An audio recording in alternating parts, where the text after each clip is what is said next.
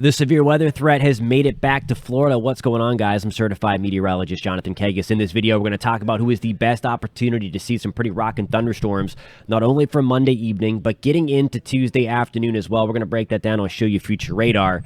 The heat's still surging. It's not as crazy as what it was last week. Now we're into it's Florida. It's July kind of heat where it's always going to be hot and humid, but I'll show you the heat index forecast over the next couple of days as well. And then we're going to talk tropics. There's a new area to watch in the Atlantic, and we also have Saharan dust arriving to Florida.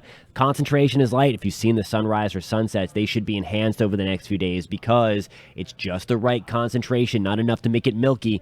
I'll talk about all of that stuff towards the end of the video. Hey, if you want to stay updated on all things Florida weather, especially as it's hurricane season, you have to hit subscribe. Please do that. If you find this content helpful, please give it a thumbs up. It really does help us out a lot. All right, so we're going to talk about Monday first, and then I'll show you the timeline, and then we'll talk about the heat, and then we're going to talk about Tuesday as a whole for the state of Florida, and I'm going to show you that future radar for Tuesday as well. Some of those storms going to get kind of ugly. There you go for Monday. Really, everybody through the I-4 corridor points north towards Jacksonville, St. Augustine, and then the panhandle of Florida. Under the gun for severe storms. Again, it's not high. We're not talking about widespread severe thunderstorms by any means. On the severe weather scale from the Storm Prediction Center, we're at level 1 out of 5. So again, it's on the lower side, but still, if storms get going, they're going to have the potential to turn severe. That 60-mile-per-hour wind, some larger hail in the mix. So keep an eye to the sky if your plans take you outside for dinner, maybe Monday evening. There's 6 o'clock, kind of a broken line of thunderstorms moving in from the Big Bend into central Florida. And anywhere we have these kind of rust colors, the darker reds, that's where we could have a few of these storms get a little rowdy. Certainly the purple's there. Most of that over the Gulf of Mexico, at least according to the high-res future radar.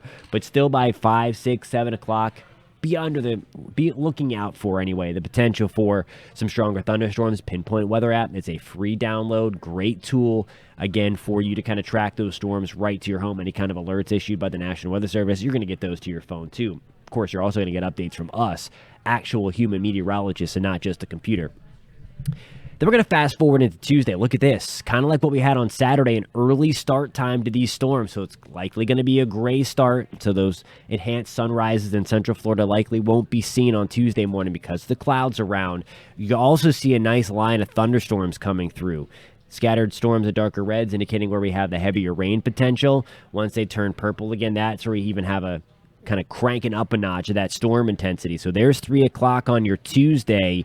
Few more scattered storms pushing through. So I think this is going to be an early start to the storms, and that means it's going to be an early exit as well. So I do think your Tuesday evening is going to be on the drier side going into, again, tomorrow. But that chance for severe storms is going to be there again on Tuesday. I will show you that risk after we talk about the heat.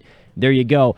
I think that earlier start time on Tuesday to those storms that I just showed you are going to help to keep the heat down. Again, like Saturday, it's going to be humid. It's going to be hot once those storms get out of here. But again, at least it's not like 110, 115 like it was towards the middle of last week. So we are going to improve things because of the extra clouds and rain around. So that's 1 o'clock. Again, still feeling like 95 to 100. Again, maybe even 102 in spots after we get rid of those storms. Again, those will end early. And then as we get back into Wednesday, more of our routine storm start time, and that means the heat is going to come back a little bit more. So more like that 100 to 105 again. Now we're going to be in the thick of this, you know it, for the rest of the summer. It's Florida. It's July. It's the middle of July even. So we're talking big-time heat. All right. That severe weather threat on Tuesday. Everybody highlighted in green. Pretty much Space Coast, Melbourne, Grand Valkyria, Kissimmee, St. Cloud, into Orlando, Sanford, Daytona Beach, through the villages, Denellen, Beverly Beach, into Flagler County, into Bunnell, Ocala. We're under the gun up to Gainesville, St. Augustine, Jacksonville. Most of the Florida Panhandle and Big Bend, we are under the gun. Tampa, St. Pete. Also, going to be watching out for the threat for severe thunderstorms as a couple of lines of storms go through. So we're going to go forward because I want to show you how this kind of materializes. This is going to be Monday evening, July 10th again. So showed you this from a central Florida perspective. Here it is from the entire state. That line of storms rolling through St. Pete, Tampa, Orlando, Palm Coast, into Mims and Mico as well. Those scattered storms going to be out there. Now, tomorrow morning, here's Tuesday morning. I mentioned the early start time. It's really early for us in the Panhandle and Big Bend, so places like Destin, Port St. Joe, Tallahassee, under the gun for some stronger thunderstorms through Cedar Key and Palm Coast. Then that line gradually pushes from north to south. So here we go at 2 o'clock on your Tuesday, July 11th, with scattered thunderstorms around through St. Pete, through Tampa, the Orlando area, and then back towards Cape Canaveral. We have more storms pushing through Pensacola. That kind of pushes towards Lake Okeechobee, but you see there by the evening a lot of that fizzling out. So I think a lot of South Florida over the next couple of days, especially inland, might even stay on the drier side. All right, the dust. It's here. It's not crazy thick. Again, it's not doing anything crazy. What this is helping, it's helping to keep the tropics tame. There is that new wave out there that I mentioned earlier in the video that I'm going to show you in just 1 second.